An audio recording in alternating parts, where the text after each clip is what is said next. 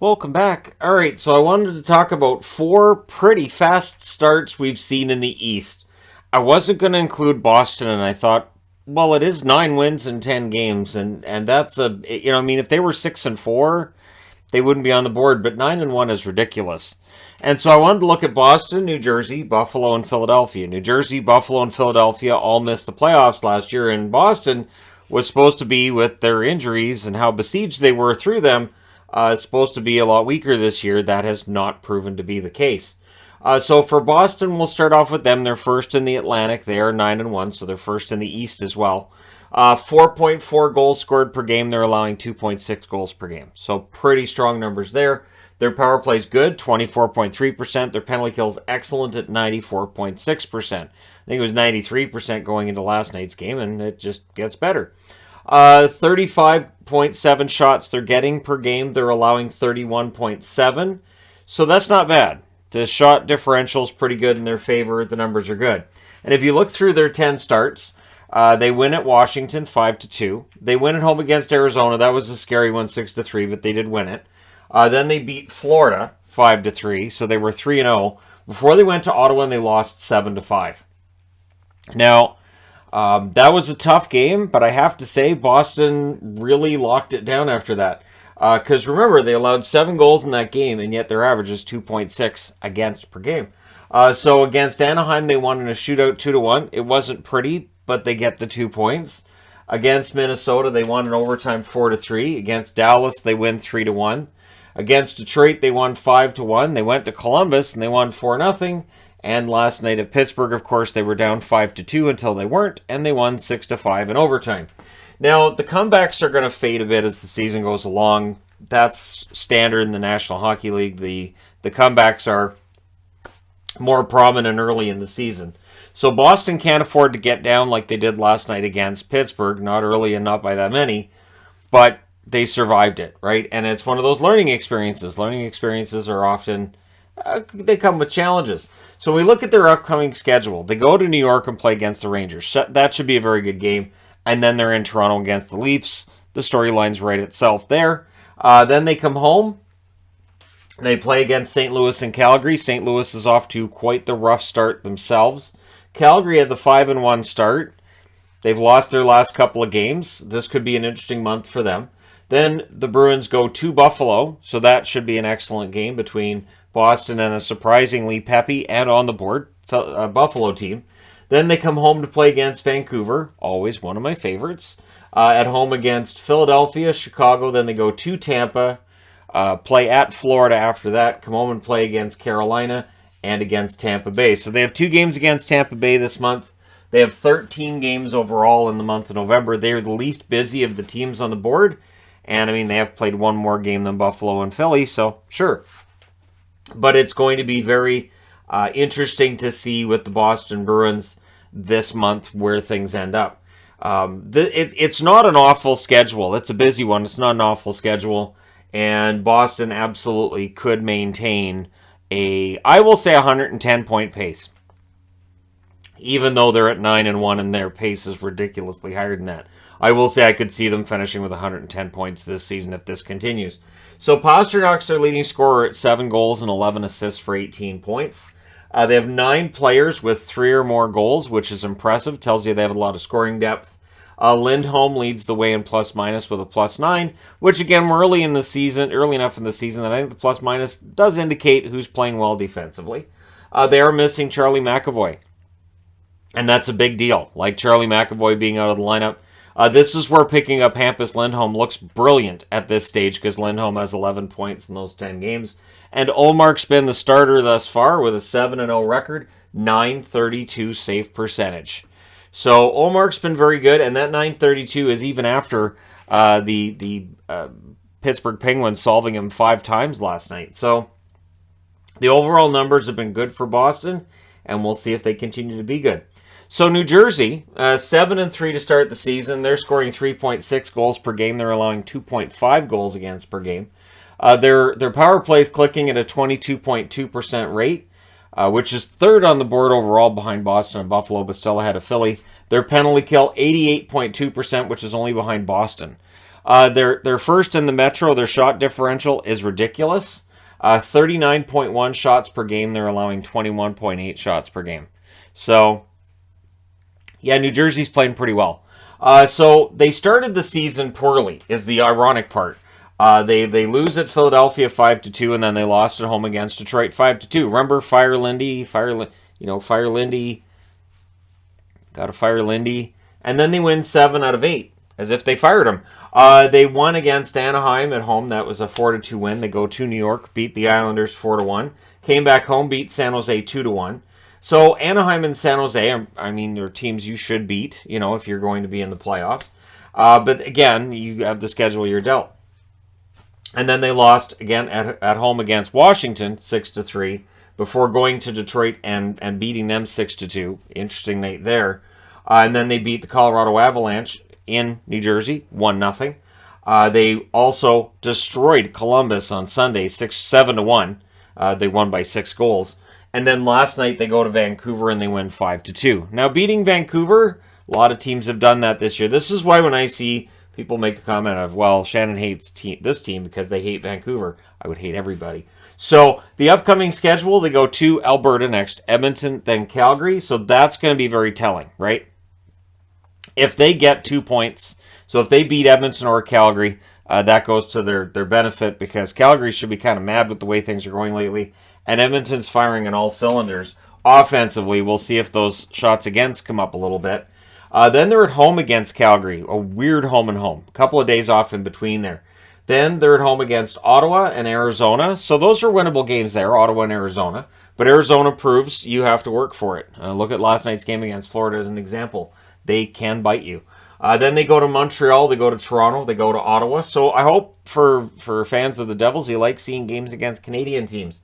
Because they go to 3 Canadian cities and then they come home, they play against Edmonton and Toronto. They go on the road, and then it's American cities from here. They go to Buffalo, and then they come home and play against Washington before going to New York and playing the Rangers. So it is a 14-game month this month for the New Jersey Devils.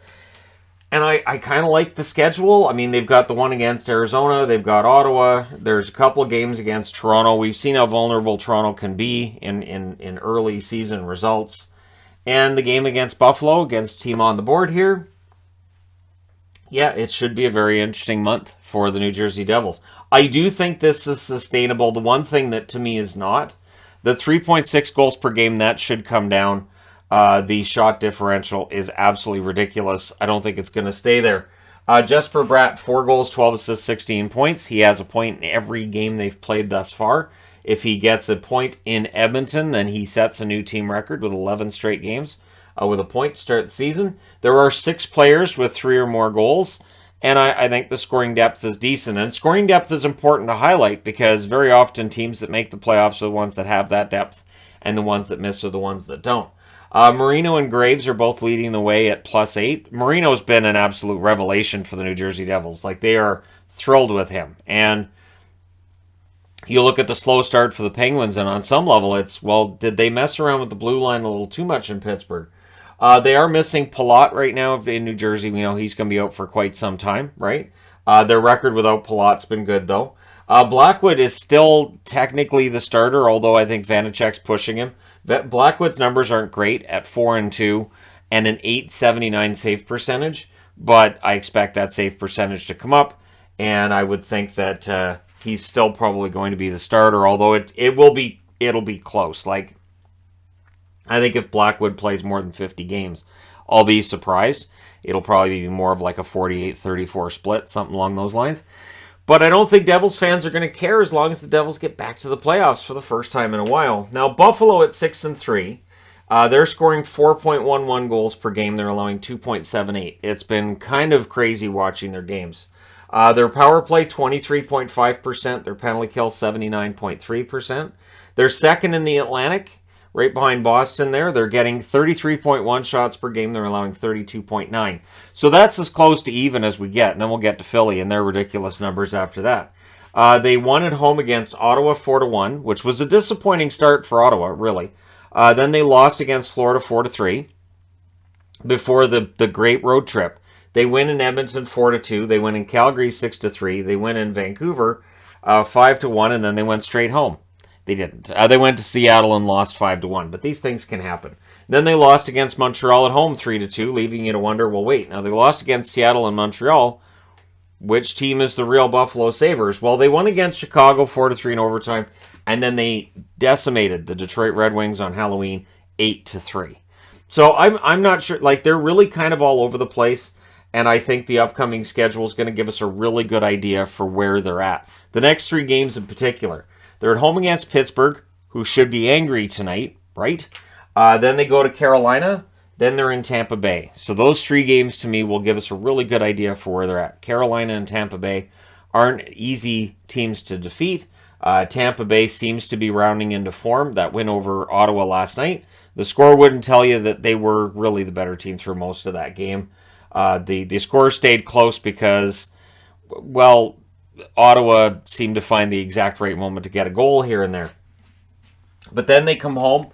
They play against Arizona, Vegas, Boston, and Vancouver. So Arizona and Vancouver, winnable games right there. Vegas and Boston will give us a good idea for where they're at too. So really Buffalo, if there's anybody thinking, well, their schedule's been kind of soft, or if there's anybody thinking that, the upcoming schedule should dispel any idea that this starts anything more than real. Then they go to Ottawa, Toronto, Montreal. So again, that Ottawa, Toronto, Montreal trip.